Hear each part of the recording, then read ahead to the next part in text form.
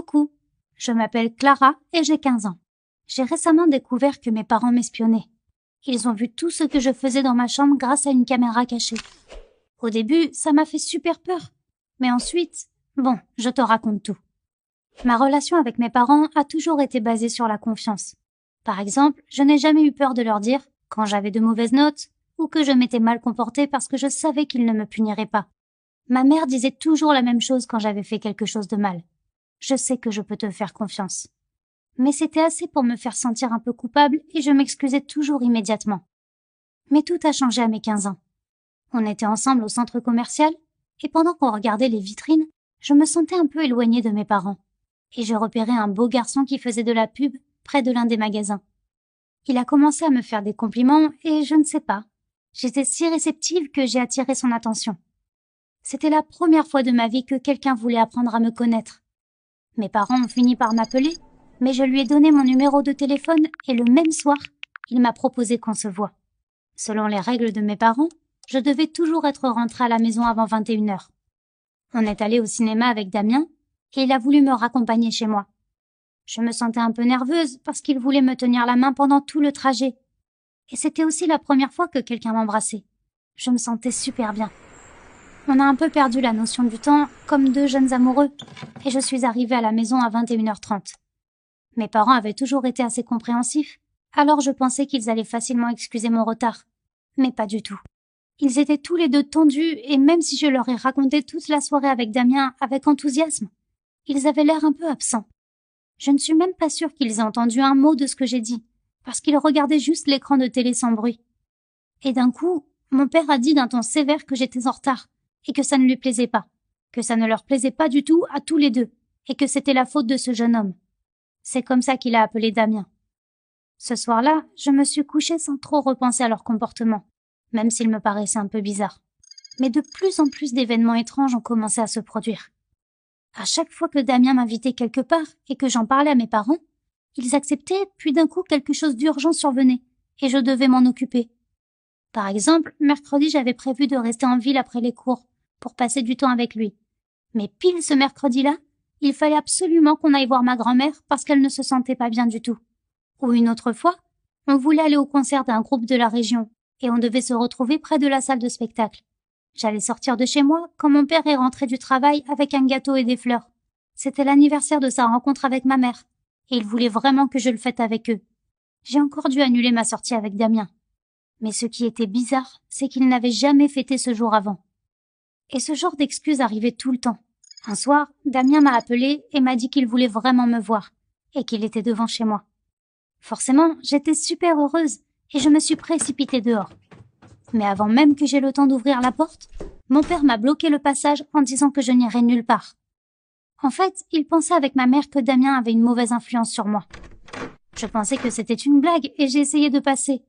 Mais mon père a ouvert la porte et a crié à Damien qu'il ferait mieux de disparaître avant qu'il n'appelle la police.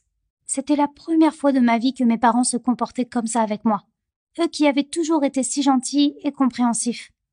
J'ai voulu prendre mon téléphone pour appeler Damien, mais ma mère s'est précipitée sur moi pour me l'arracher des mains, en disant que c'était pour mon bien. Je n'y comprenais rien. J'ai couru dans ma chambre, je voulais au moins crier à Damien par la fenêtre ce qui se passait, mais il était déjà parti. Et il n'a pas essayé de me reparler depuis. C'était scandaleux. J'étais furieuse et j'ai commencé à balancer toute ma chambre par terre. J'ai poussé des livres par terre, shooté dans ma chaise, jeté un oreiller dans l'armoire. Ça a touché des boîtes à chaussures qui sont tombées par terre. Ça a créé un bazar monstre, mais je m'en moquais. Puis je me suis sentie épuisée et je me suis affalée sur mon lit. J'ai commencé à regarder autour de moi et j'ai remarqué un petit objet à l'endroit où étaient rangées les boîtes à chaussures. C'était une petite caméra qui n'aurait pas du tout être là. J'étais trop fatiguée pour me lever et aller l'analyser. Alors je suis restée allongée et je me suis mise à réfléchir. J'étais presque endormie quand j'ai eu l'idée absurde que mes parents l'avaient installée pour m'observer. Et puis j'ai eu un rêve étrange, dans lequel j'étais une espionne comme on voit dans les séries. Et je me battais contre mes parents, qui étaient aussi des espions, et qui voulaient m'envoyer en prison. Le lendemain matin, mes parents se sont comportés comme si rien ne s'était passé la veille. Alors j'ai décidé de ne pas éveiller leurs soupçons. Mais je n'arrêtais pas de penser à cette caméra, et j'ai voulu vérifier si j'étais vraiment surveillée par curiosité, pour m'amuser. J'ai pris un paquet de cigarettes de mon père et quand je suis entrée dans ma chambre, j'ai fait semblant de les sortir de mon sac et de les cacher sous mon matelas. C'était juste un jeu pour moi, mais imagine ma surprise quand quelques jours plus tard, j'ai trouvé ma mère renifler mes vêtements en faisant la lessive. Je ne lui ai pas directement parlé de la caméra, mais c'était quand même fort pour être une simple coïncidence. J'ai fait une nouvelle tentative pour vérifier que je ne m'étais pas trompée. Je savais que mes parents étaient totalement contre les tatouages. Alors je suis allée dans un salon pour m'en faire poser un temporaire dans le dos. Une fois dans ma chambre, je me suis mise devant la caméra et j'ai fait semblant d'appeler une copine pour lui raconter que j'avais enfin fait le tatouage dont je rêvais depuis longtemps.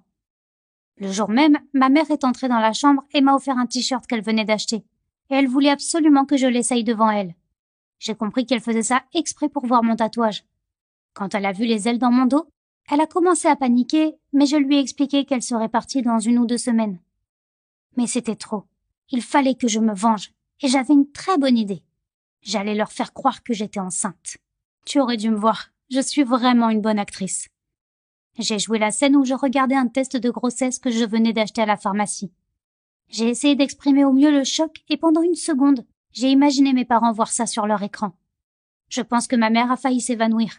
C'était super dur de ne pas rigoler, alors je me suis jetée dans mon lit et j'ai enfoui ma tête dans l'oreiller. J'étais pliée de rire, mais sur vidéo, mes tremblements pouvaient vraiment faire croire que je pleurais. Il ne s'est rien passé pendant les quelques jours suivants. Mes parents étaient fermés et ne parlaient pas beaucoup. Mais ça arrive de temps en temps à tous les adultes. J'essayais de réfléchir à un autre plan pour qu'ils avouent qu'ils me surveillaient.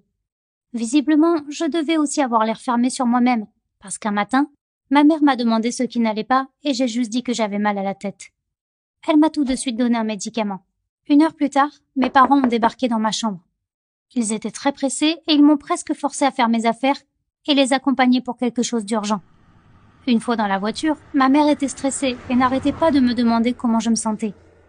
Je n'ai rien compris jusqu'à ce que mon père se gare devant l'hôpital. J'ai refusé d'y entrer sans avoir d'explication.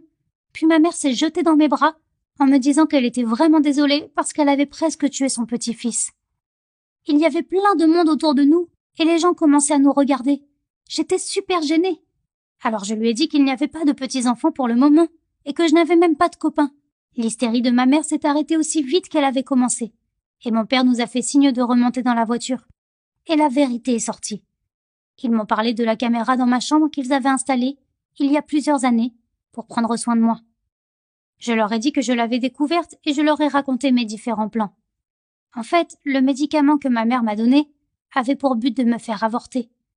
Mais dès que je l'ai pris, elle l'a regretté et il voulait m'emmener à l'hôpital faire un lavage d'estomac.